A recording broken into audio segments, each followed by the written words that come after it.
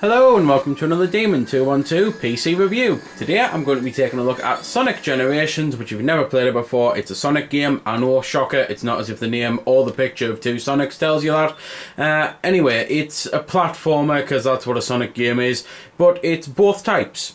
And probably people tuning onto this are expecting me to absolutely slate this game because I've never liked the 3D Sonic game because I find them slow, clunky, and they tend to be really glitchy, and I've not liked the 2D Sonic games since Sonic Advance, but I absolutely love this. This is what I've been praying for about a decade now. So, at the start you can go on to new game. Once you've done new game you can go on to continue, and you can go on to online mode. Online mode you get two options: ranking attack and 30-second trial. 30-second trial is simply you get 30 seconds to go through a level and see how far you can go. Ranking attack is basically you get a high score, like really fast time, and it goes up. Why they decided to put that as a separate mode, I honestly don't know. Surely they could have just incorporated it into the regular, because I mean, what happens if on the regular mode you do your best run you've ever done, and then on online mode you can't get anywhere near that time? It seems like it's going to upset a few people. Options, because I'm on a PC game, you can do a lot of things. However, not in the game. You have to actually run the configuration tool first. At least you do on Steam. I don't know what it's like on the disc because I bought it on Steam. Normal option wise though, you can put the Omochao hints on if you want. Personally I find them incredibly annoying. You can also put control tutorials on, but there's not really much you need to know. There's only like 4 buttons that do things, and you can change subtitles and that. So that's about that then. Let's cut into the World Hub then. So on the World Hub you can actually do a lot of things. You can go to the collection room and view your movies, art, music and character profiles. You can change between classic Sonic and new era Sonic. You can go on to this here, which I can't remember what it's called, just simply the information pod to be fair, and you can view a Q&A which tells you a couple things about the game. You can view your records, and you can go over to this little Chow seller over here who sells new skills for you. So for now I'm just going to try and load that up. It was being rather awkward. You can basically buy skills and go into the skill customization and set them up. Skills such as safety net, you start with 10 rings. Last chance, you get an extra life when you're out of lives. Aqua shield, the ability to use those shields from the old games where you could, for example, bounce around in them.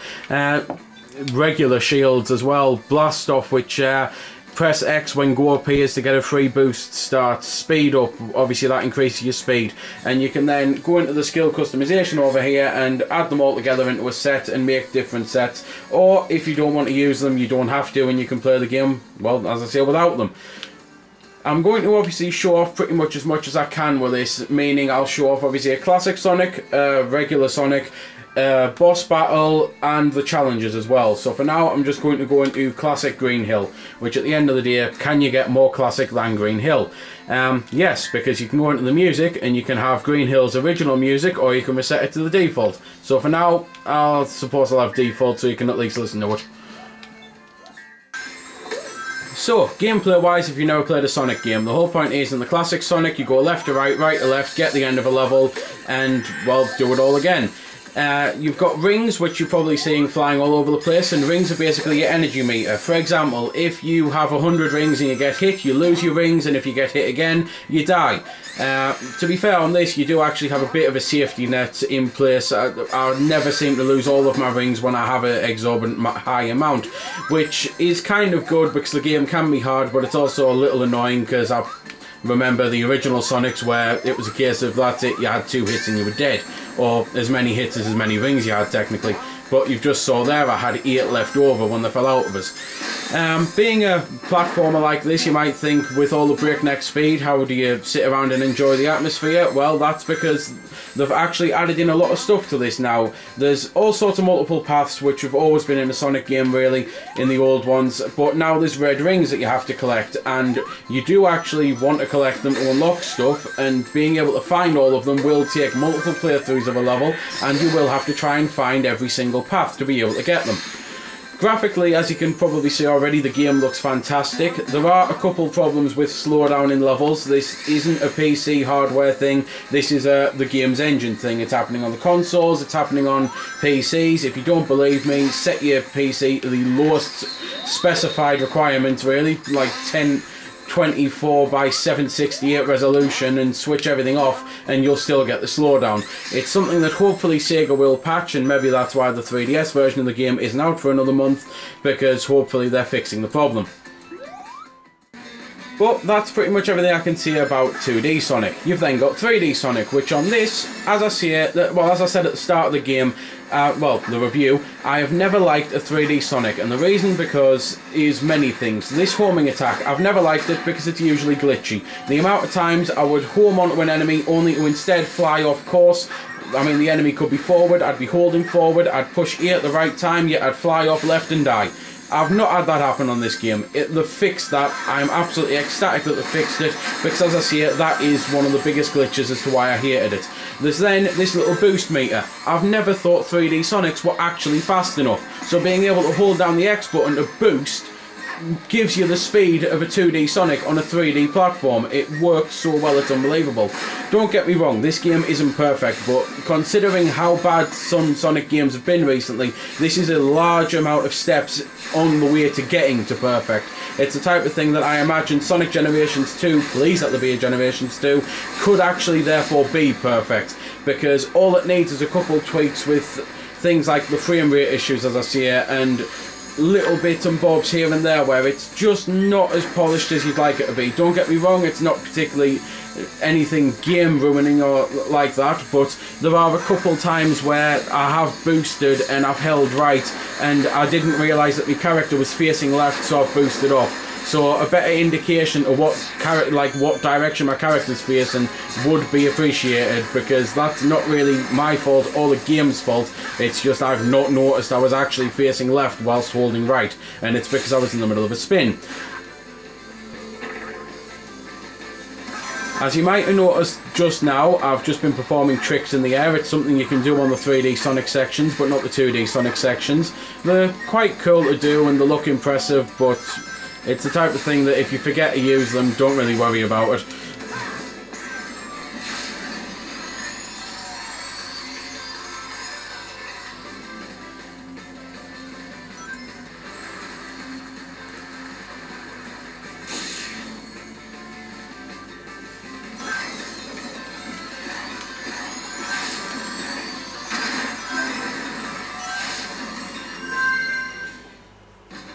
When you beat a level on this Sonic, as well as possibly getting achievements, as you've probably just seen there come up, seeing my progress for it, it comes up your time, your rings and your rank. The only way to get an S rank is to not die on a level, so that again adds replayability, because there might be levels that totally best you and kill you all the time, so you might have to practice and practice and practice.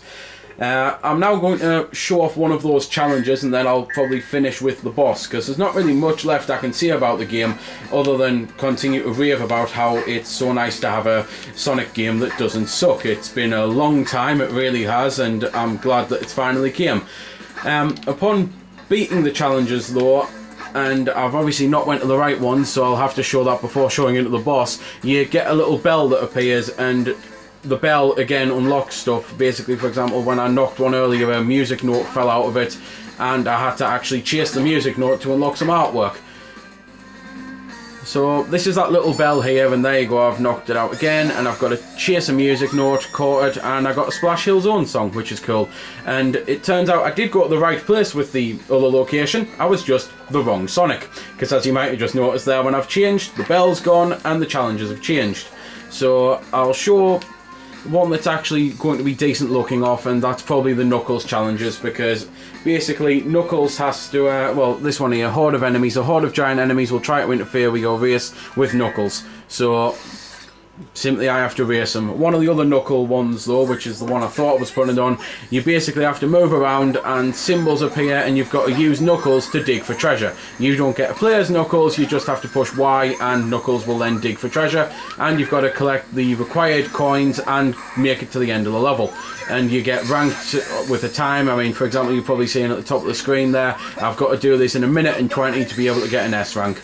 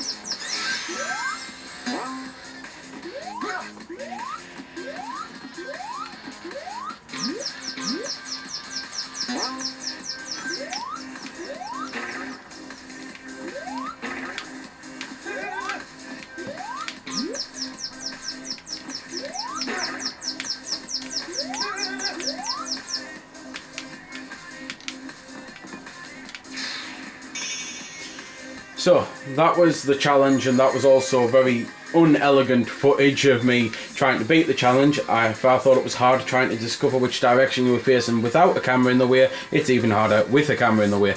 So I only got a C rank there, but it doesn't really matter. There was also probably a bit of music there. Hopefully you were able to hear it. Might as well mention that musically the game's decent. It's not exactly great or anything. I prefer the classic tunes rather than the remixes and the dodgy little words which can really annoy you. But onto a boss, and well, that's pretty much all I can show off now. Right then, while I'm setting up with a boss, I'm hopefully not going to die because I'm currently looking at an iPod screen because I didn't get around to writing this down. The list of the zones are as follows. I'm going to mention them simply because, as you might have noticed, this is a game featuring a lot of old locations like Green Hill. So, you get Green Hill from Sonic.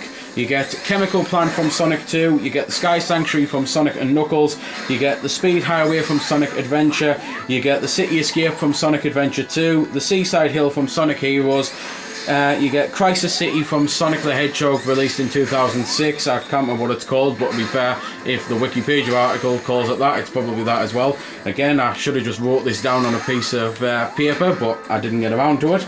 You get Rooftop Run from Sonic Unleashed, and you get Planet Wisp from Sonic Colors. So it's the type of thing that you pretty much are getting a lot of locations from all the other Sonic games, and there's going to be ones that you'll recognise, there might be ones that you mightn't because you mightn't have played the game. And one of the cool things is, if you are absolutely mad about Sonic and you've got a 3DS, you're probably going to want to get the 3DS game, and you're definitely going to want to check back for when I do the review, because the 3DS game's actually going to have, all bar Green Hill Zone, totally new zones. It's only going to have 7 rather than 9, so you're getting 6 different ones on that than you would on the PC or console version, which is rather cool, although at the same time it's probably annoying to people because they probably want it on the PC version. To be fair, I'd buy them if they came out as DLC, even if I'm getting the DS version. But that's pretty much all I can say, other than explaining a boss, which again I was too busy concentrating on the iPod not to realise I was in a bad position. The whole point of bosses is you have to avoid their attacks, find their weak spots, hit them and beat them. It's as simple as that. There's 7 of them overall to go with the 9 zones and the 2 acts per 9 zones. So gameplay wise, you're not getting much if you think of it like that, but this is probably still one of the longest Sonic games, because at the end of the day you've got to remember, Sonic 1 you can beat it on a speed run of 40 minutes with all the Chaos Emeralds, so this is still a hell of a lot bigger because you also get them challenges, of which there's 5 per act to get. So obviously 5 on Green Hill Zone as Classic Sonic, then 5 on Green Hill Zone as 3D Sonic. So over the 9, that's I believe 90. So the only other thing I can do is to quickly sum up. If you're a huge Sonic fan, it's a no-brainer, get the game immediately. If you're a Sonic fan who's not really enjoyed any of the 3D games or the games lately, then I think you owe it to yourself to give this a try, because I really do think they've done a lot towards making the franchise as good as it used to be back on the Mega Drive and Genesis days. And if you've never played a Sonic game before, well, it's only £20 or $30 on Steam. For that price, give it a go. So there we go then. That's been the review. I hope you found it helpful. I don't score the games because that's based purely on opinion, so instead I'll leave you to make your own mind up. So thanks for watching, and if you've got any questions about the game that I didn't answer in the vid or that hasn't been answered in the comments, then feel free to ask and I'll help if I can. Also, if you did find it helpful, don't forget to check out my channel, because there's plenty more like this up there, and don't forget to subscribe because there'll be plenty more to come as well. So until next time, this has been Demon212, signing off.